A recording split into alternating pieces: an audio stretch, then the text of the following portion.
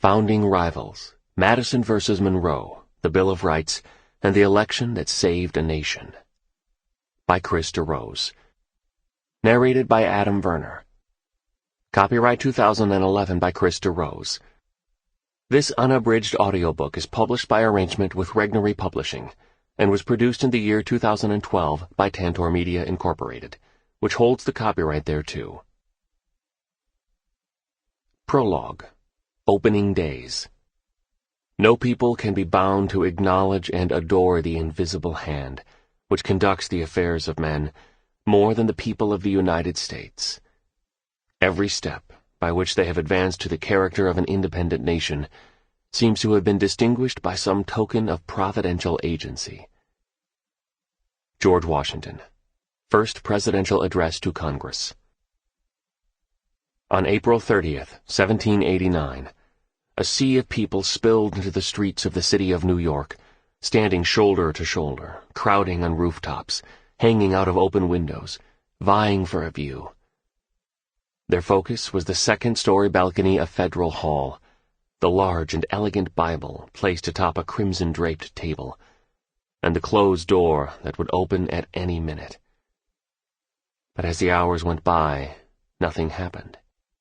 The first Congress of the United States of America under the new Constitution had gathered that morning to receive General George Washington as the new president, but the ceremony was delayed by fights about how that president should be received. One senator pointed out that the House of Lords is seated when the king addresses Parliament, but the House of Commons stands. Another explained that the Commons stood because they had no chairs to sit in. A third dismissed outright the idea of using or even consulting British protocol. The dispute among the legislators dragged on. It was a portrait in miniature of the essential differences still dividing the young nation, and a reminder of just how precarious the very existence of the United States of America was. It seems inevitable to us today. The steady march of history from the colonial era to independence, a revolution against the greatest empire in the world, ending in the establishment of republican government, rather than in anarchy or despotism. In truth, the path to this place was narrow and threatened by peril at every turn. It could all have turned out very differently. When the door finally opened and Washington stepped out onto the balcony with members of Congress, the crowd erupted in cheers. The triumph of this momentous day had been achieved by a narrow margin. One man, staring out at the sea of revelers, knew just how narrow. Congressman James Madison was witnessing the birth of a creation that bore his stamp more than anyone else's. But his own presence on that balcony had been decided by a swing of only 169 votes. Nobody was there to see him, of course, and at 5 feet 4 inches anyone who tried would likely have failed to find him. But fame did not motivate Madison. His best-known writings were anonymous. He would ask others to propose his ideas if he thought that they were less likely to succeed coming from him. Madison was motivated by the desire to create a government that worked for a union of states. This day was a product of his success. But Madison was consumed by what he had yet to do. The United States had a crippling national debt, no credit, no revenue system, and no means of honoring obligations or meeting even the government's most basic responsibilities. As of March 4th, Rhode Island and North Carolina had officially become independent states, as independent as any other nation, in the words of one newspaper. Rhode Island sea captains had lowered the flag of the United States and raised their state's flag. Rhode Island had rejected the Constitution outright, and North Carolina was refusing to ratify until a Bill of Rights was passed. Meanwhile, New York and Virginia had called for a new constitutional convention. If 2/3 of the states agreed, the Constitution would be scrapped and entirely rewritten. Madison had guided the United States to this moment, but the moment was fraught with peril.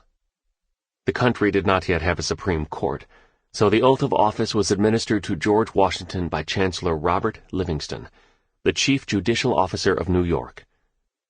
The first Secretary of Foreign Affairs under the Articles of Confederation, Livingston had also been on the 5-man committee that drafted the Declaration of Independence. a favor the British repaid by burning his house to the ground. Chancellor Livingston read the presidential oath from Article 2, Section 1, Clause 8 of the new Constitution, and Washington, clad in a deep brown suit of clothes with metal buttons, white stockings, and a sword, repeated, his left hand resting on the Bible, "I, George Washington, do solemnly swear that I will faithfully execute the office of President of the United States, and will to the best of my ability preserve, protect, and defend the Constitution of the United States." Livingston announced, "Long live George Washington, President of the United States." Washington then kissed the Bible raised to his lips by the Secretary of the Senate. A flag was raised over Federal Hall, artillery was fired, and every bell in the city rang out in response. Author's note: the Washington Bible, as it is known today, was used at the inaugurations of Presidents Harding, Eisenhower, Carter, and George H.W. Bush, and at the funerals of President Lincoln, Taylor, Jackson, and Washington himself, as well as on other important occasions, including the laying of the cornerstone for the United States Capitol and the dedication of the Washington Monument. The ceremony then moved into the Senate chamber, where Washington would deliver the first inaugural address. He spoke quietly from prepared remarks, reading nervously. According to one senator, Washington was agitated and embarrassed more than ever he was by the leveled cannon or pointed musket. Madison had to act interested and surprised while listening to a speech he himself had written. He had Washington's confidence, an honor many men aspired to but few had secured. Ironically, Madison was later asked by Congress to prepare a response to the president's address. Washington, in turn, asked him to draft his reply to the response. Madison's understated sense of humor was on full display in that reply, which included the line, "Your very affectionate address produces emotions which I know not how to express." The first formal communications between the President and Congress were essentially Madison talking to himself. Washington's address focused on the extraordinary circumstances that had led both him and the new Congress to this place. In the important revolution just accomplished, the tranquil deliberations and voluntary consent of so many distinct communities, from which the event has resulted, cannot be compared with the means by which most governments have been established, without some return of pious gratitude, along with an humble anticipation of the future blessings which the past seemed to presage. Washington had no legislative agenda. He proposed no specific policies. But Madison had made certain that Washington would set the stage for the most important task of the first Congress, and possibly the most difficult achievement of Madison's own political career, amending the Constitution with a Bill of Rights. Washington told the Congress that he was certain they would carefully avoid every alteration which might endanger the benefits of a united and effective government, while expressing their reverence for the characteristic rights of free men.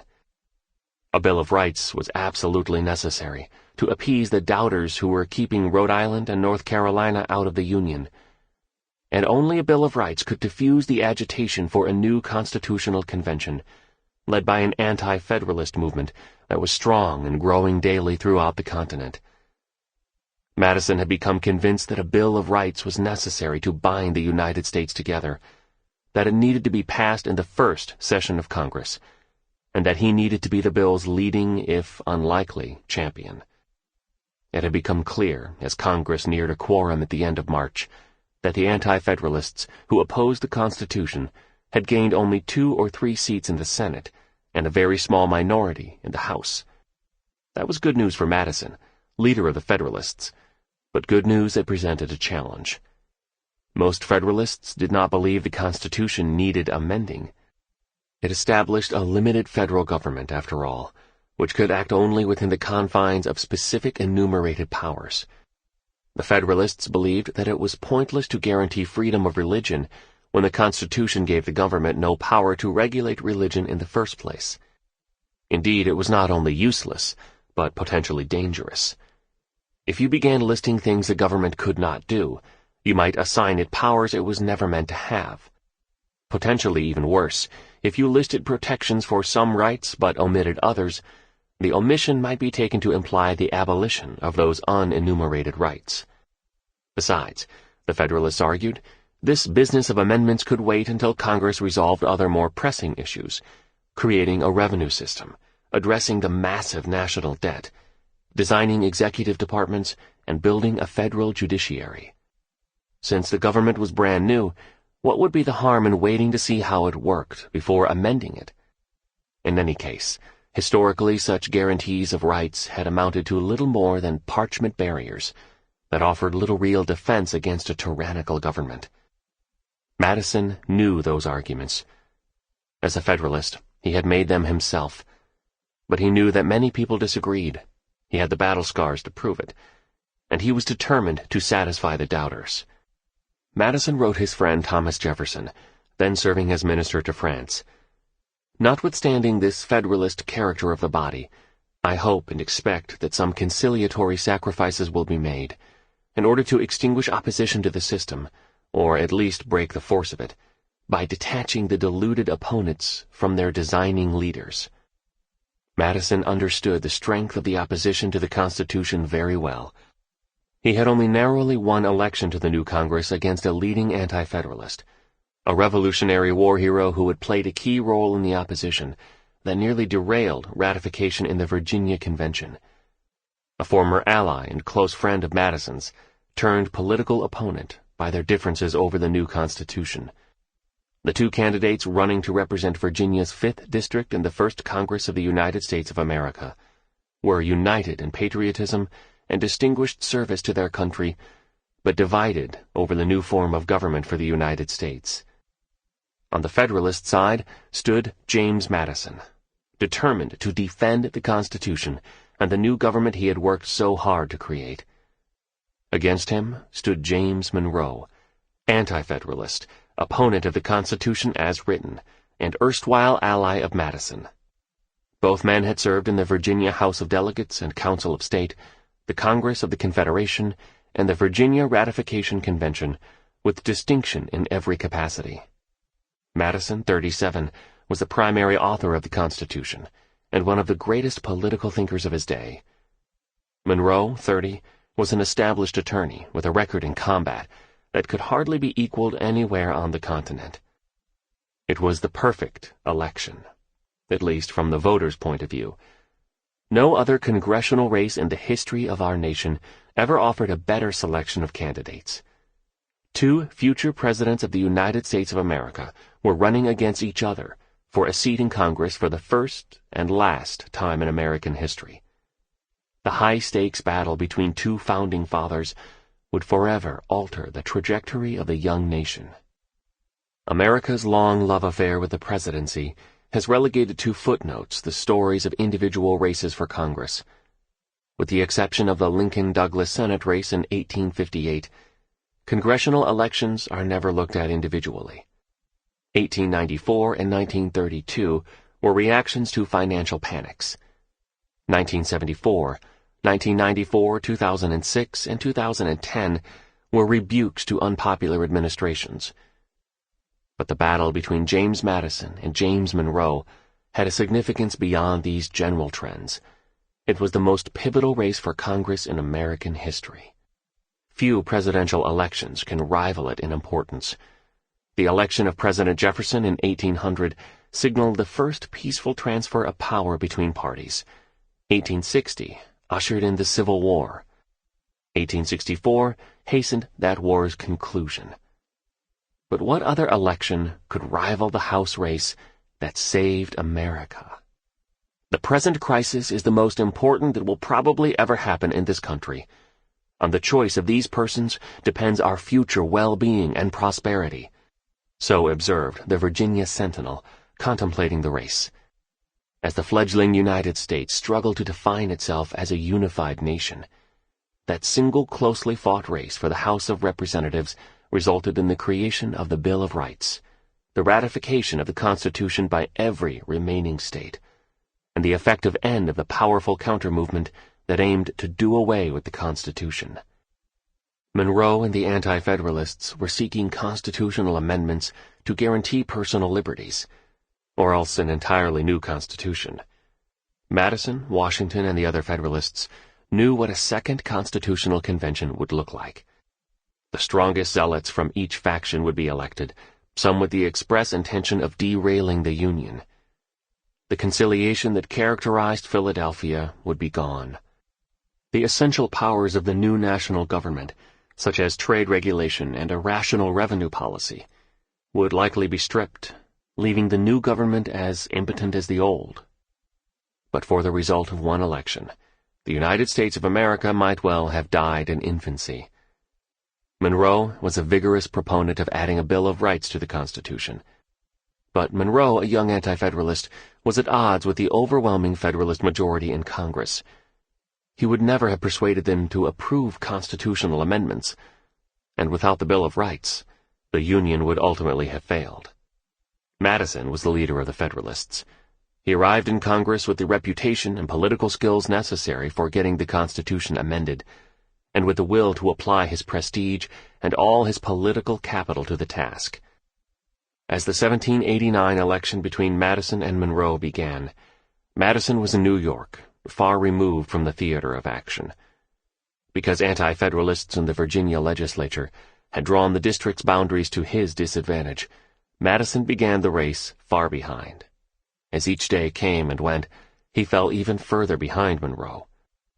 The election of the man who would represent Virginia's 5th District in the first Congress of the United States under the new Constitution would determine whether the Union under that document would stand or fall, in an election that was won by a mere 336 votes. Chapter 1. The Last Days of the Colony of Virginia. Then and there, the child Independence was born. John Adams. 100 miles north of where the English first settled in the New World, James Madison and James Monroe were born within a decade and 20 miles of each other. In 1751, Madison arrived in the calm before the storm. In 1758, Monroe was born into a world at war.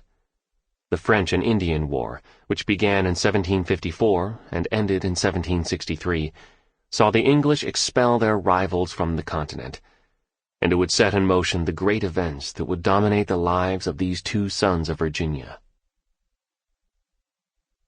On the day of his baptism, the infant James Madison was attended by his 5 godparents. Thus the requirement was met, not fewer than 3 godparents, with at least 2 of the same sex as the child, and at least 1 of the opposite sex.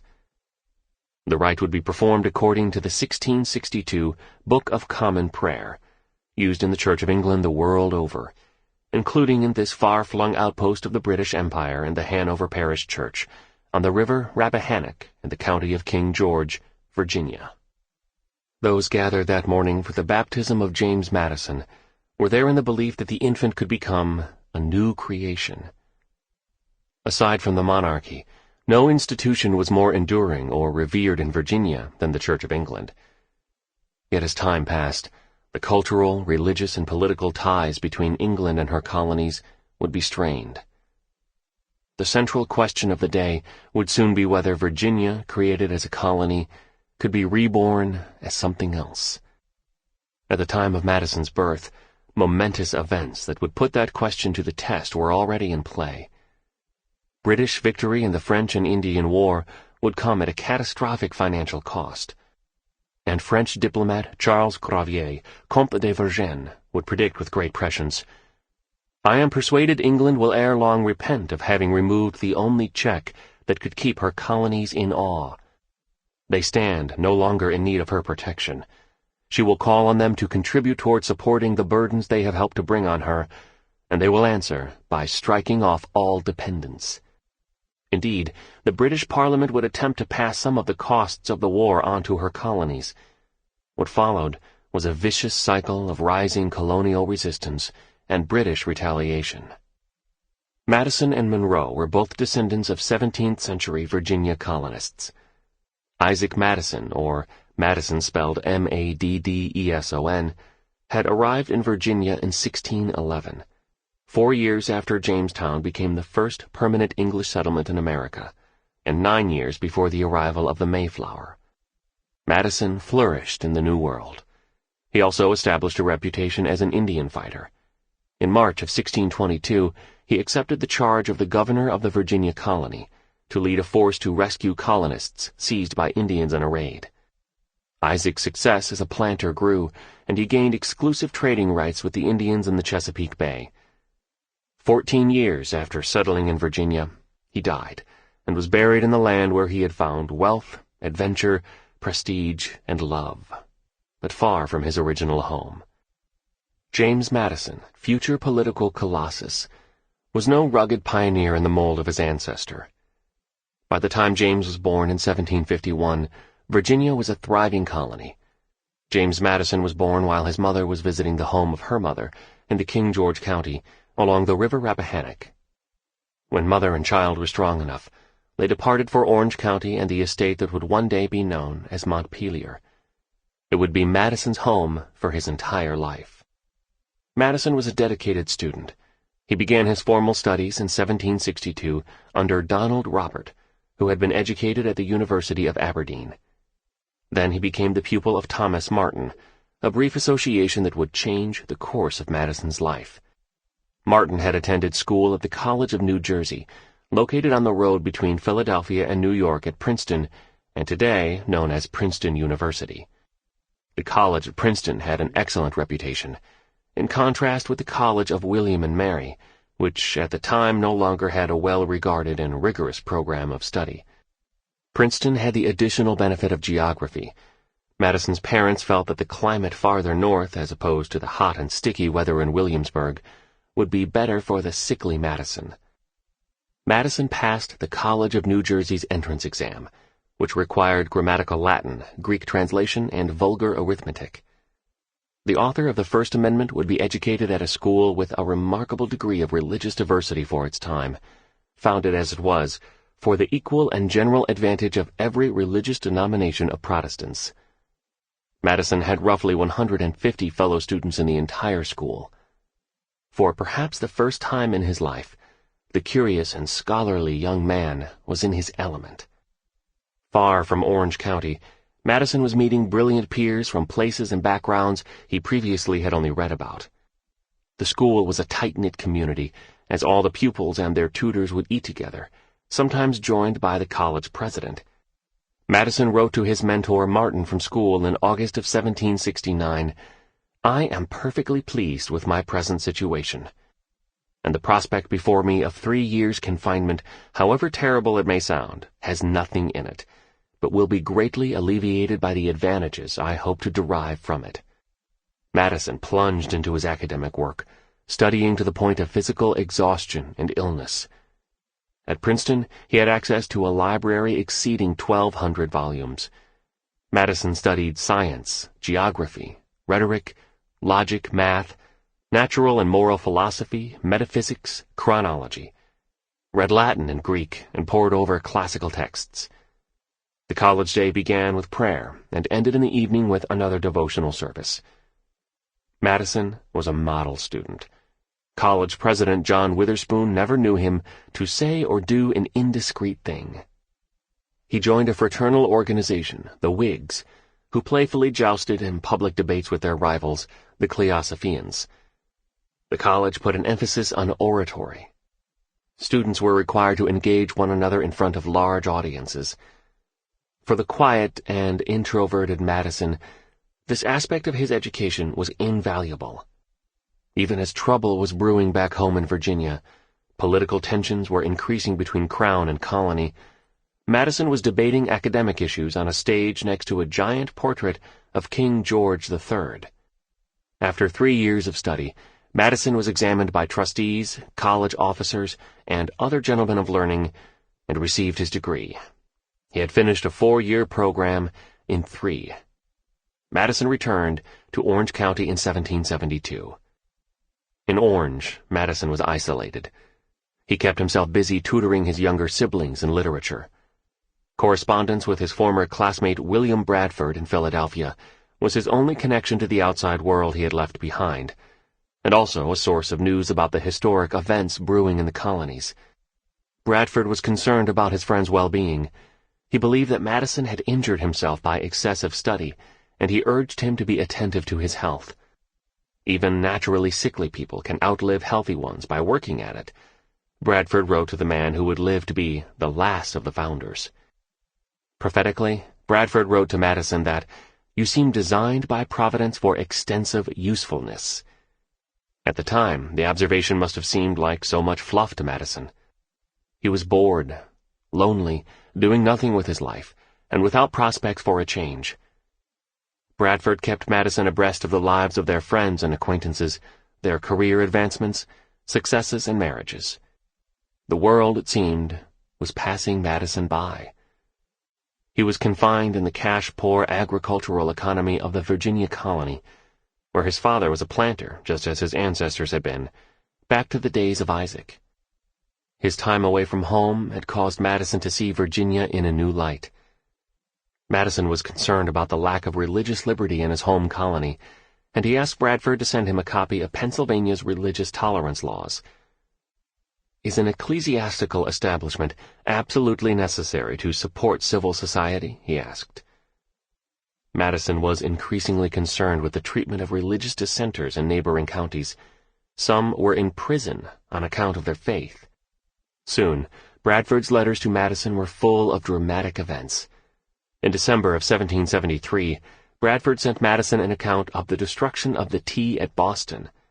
To prop up the British East India Company, Parliament had licensed it to sell tea directly to the colonies. For the most part, tea would be cheaper for colonists, even cheaper than in England.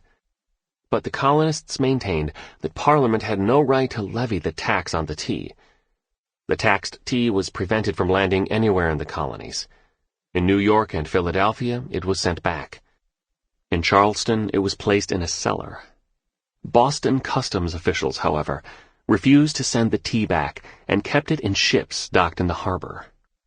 On December 16, 1773, a group of 50 or 60 men dressed as Indians boarded the ships and dumped the tea in the harbor.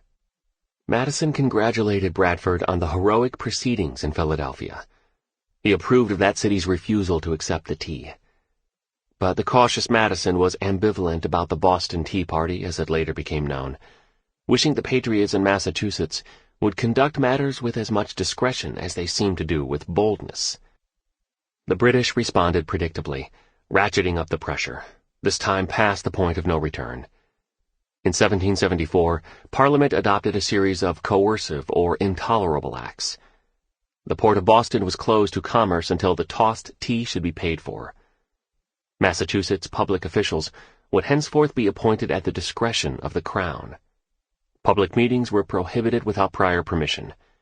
British soldiers sent to get Boston under control were lodged in private residences against the will of their owners. "The sentiments of Virginia are strongly with Massachusetts," Madison wrote to Bradford in July of 1774.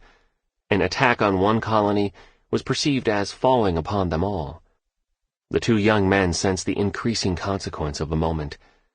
Bradford wrote, "Indeed, my friend, the world wears a strange aspect at the present day.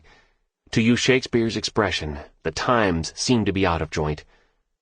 Our liberties invaded by a corrupt, ambitious, and determined ministry is bringing things to a crisis here in America, and seems to foretell some great event." Virginia would take the lead in resistance to the intolerable acts. A young member of the House of Burgesses named Thomas Jefferson successfully introduced resolutions to set aside a day of fasting, humiliation, and prayer, devoutly to implore the divine interposition, to avoid war and to guide the Burgesses' hands in opposing every injury to American rights. On September 22, 1774, Madison bought 200 acres of land from his parents at a cost of £30. He seemed resigned to the life of a country farmer. But that same month, the First Continental Congress met in Philadelphia. The Virginia delegation included George Washington and Patrick Henry. Tremendous events were preparing on the political stage, where Madison's talents would one day shine so brightly. Madison was eager for information on the workings of Congress. Bradford had little to share about the secret proceedings, but obliged as best he could. sending copies of the numerous political pamphlets circulating through Philadelphia. Congress adjourned October 26th, having resolved that all exports to Great Britain would cease. Colony. Sample complete. Ready to continue?